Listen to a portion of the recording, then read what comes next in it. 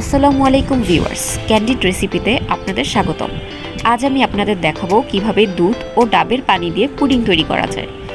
এর জন্য আমাদের লাগবে একটা ডাব।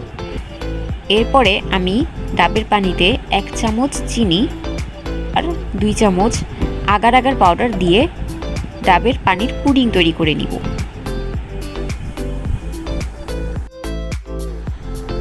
এভাবে জাল চলে আসলে আমি এটি 2 থেকে 3 ঘন্টা ফ্রিজে রেখে দিব।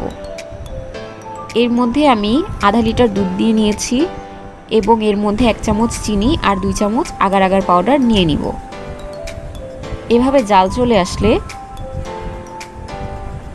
আমি একটা বাটিতে এই দুধের মিশ্রণটা ঢেলে নিব।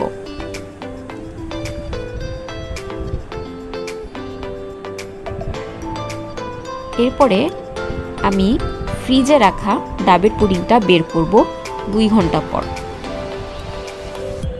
তারপর আমি ডাবের পানির এই পুডিংটা ছোট ছোট টুকরো করে কেটে নিব। দেখতে পাচ্ছেন খুব সুন্দরভাবে ডাবের পানির এই পুডিংগুলো তৈরি হয়েছে। এভাবে আমি ছোট ছোট পিসগুলো দুধের মিশ্রণের মধ্যে সুন্দর করে সমানভাবে দিয়ে নিব। এই মিশ্রণটা আমি আবারও 2 থেকে 3 ঘন্টা ফ্রিজে রেখে দিব। সব জায়গায় সমানভাবে আমি এই ডাবের পুডিংগুলো ছড়িয়ে নিচ্ছি। তারপর একটা চামচের সাহায্যে ভিতরে দিয়ে নিচ্ছি।